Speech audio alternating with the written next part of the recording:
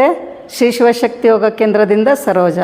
ಇವತ್ತು ಮಾಲಾಸನ ಅಂತ ಒಂದು ಆಸನ, ಅದು ಗಾರ್ಲೆಂಡ್ ಪೋಶ್ಚರು. ಈ ಥರ ಮಾಡೋದ್ರಿಂದ ಅದು ಹಾರದ ಥರ ಒಂದು ಶೇಪ್ ಬರುತ್ತೆ, ಅದರಿಂದ ಅದಕ್ಕೆ ಆ ಹೆಸರು ಬಂದಿದೆ. ಇದನ್ನು ವಿತ್ ಸಪೋರ್ಟಲ್ಲಿ ವಿತೌಟ್ ಸಪೋರ್ಟಲ್ಲಿ ಹೇಗೆ ಮಾಡೋದು, ವಿತ್ ಸಪೋರ್ಟಲ್ಲಿ ಮಾಡೋದ್ರಿಂದ ಏನು ಲಾಭ, ವಿತೌಟ್ ಸಪೋರ್ಟಲ್ಲಿ ಮಾಡೋದ್ರಿಂದ ಏನು ಇದು ಲಾಭ ಇಲ್ಲ, ಅದನ್ನು ತೋರಿಸೋಣ. ಈಗ ವಿತೌಟ್ ಸಪೋರ್ಟಲ್ಲಿ ಮಾಡ್ತಿದ್ದಾರೆ, ಮಾಡಿ.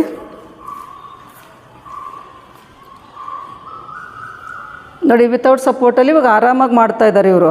ಅಂದರೆ ಏನೂ ತೊಂದರೆ ಇಲ್ಲ ಅವ್ರಿಗೆ, ಕಾಲ ಮೇಲೂ ಏನು ಪ್ರೆಷರ್ ಬೀಳ್ತಾ ಇಲ್ಲ, ರಿಲ್ಯಾಕ್ಸಾಗಿ ಮಾಡ್ತಿದ್ದಾರೆ ವಿತೌಟ್ ಸಪೋರ್ಟಲ್ಲಿ. ಇದೇ ಥರನೇ ಎಲ್ಲರೂ ಮಾಡೋದು, ಆದರೆ ಇದರಲ್ಲಿ ಬೆನಿಫಿಟ್ ಕಡಿಮೆ ಆಗುತ್ತೆ.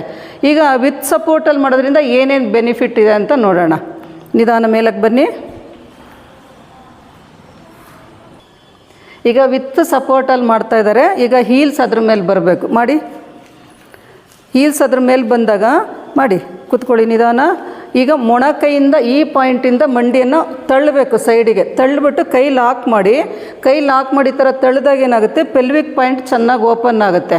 ಪೆಲ್ವಿಕ್ ಪಾಯಿಂಟ್ ಓಪನ್ ಆಗೋದ್ರಿಂದ ನಿಮಗೆ ಪೀರಿಯಡ್ಸ್ ಪ್ರಾಬ್ಲಮ್ ಇದ್ದರೆ, PCOD, PCOS ಅದೆಲ್ಲ ಇರುತ್ತಲ್ಲ, ಅದೆಲ್ಲ ಕಡಿಮೆ ಆಗುತ್ತೆ. ಬ್ಲೀಡಿಂಗ್ ಸರಿಯಾಗಿ ಆಗದಿದ್ರೆ ಬ್ಲೀಡಿಂಗ್ ಚೆನ್ನಾಗಾಗುತ್ತೆ. ಮತ್ತು ಇದು ಮಾಡೋದ್ರಿಂದ ಮೋಷನ್ ಚೆನ್ನಾಗಾಗುತ್ತೆ. ಕಾನ್ಸ್ಟಿಪೇಷನ್ ಇರೋರಿಗೆ ಇದು ಹೆಲ್ಪ್ ಆಗುತ್ತೆ.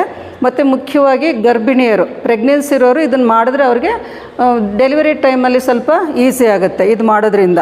ಇದು ಕೈಯನ್ನು ಚೆನ್ನಾಗಿ ಒತ್ತಬೇಕು, ಮೊಣಕೈಯಿಂದ ಒತ್ತಿದಾಗ ನೋಡಿ. ಇವಾಗ ಮುಂಚೆ ಮಾಡೋದಕ್ಕಿಂತ ಈಗ ಅವ್ರಿಗೆ ಬೆನಿಫಿಟ್ ಜಾಸ್ತಿ ಸಿಗುತ್ತೆ. ಮುಂಚೆ ಅಷ್ಟು ಸ್ಟ್ರೆಚಿಂಗ್ ಇರಲ್ಲ, ಪೆಲ್ವಿಕ್ ಪಾಯಿಂಟಲ್ಲೆಲ್ಲ ಜಾಸ್ತಿ ಸ್ಟ್ರೆಚ್ ಆಗ್ತಿರಲ್ಲ, ಮತ್ತು ಎದೆ ಭಾಗ ಹಿಗ್ಗೋದಿಲ್ಲ. ಈಗ ವಿತ್ ಸಪೋರ್ಟಲ್ಲಿ ಮಾಡೋದ್ರಿಂದ, ಹೀಲ್ಸ್ ಅದ್ರ ಮೇಲೆ ಬರೋದ್ರಿಂದ ಅವರು ಮಾಡುವಾಗ ಅವ್ರಿಗೆ ಗೊತ್ತಾಗುತ್ತೆ ಎಷ್ಟು ಆರಾಮಾಗಿ ಮಾಡ್ತಾಯಿದ್ದೀವಿ ಅಂತಂದು. ಮುಂಚೆ ಹೇಗೆ ಸ್ಟ್ರೆಚ್ ಆಗ್ತಿತ್ತು, ಇವಾಗ ಹೇಗೆ ಸ್ಟ್ರೆಚ್ ಆಗ್ತಿದೆ ಅನ್ನೋದು ಗೊತ್ತಾಗ್ತಿದೆ ಇವಾಗ. ಇದು ಮಾಲಾಸನ. ಇದು ಮಾಡಿ ಉಪಯೋಗ ಪಡ್ಕೊಳ್ಳಿ ಎಲ್ಲರೂ. ನಮಸ್ತೆ.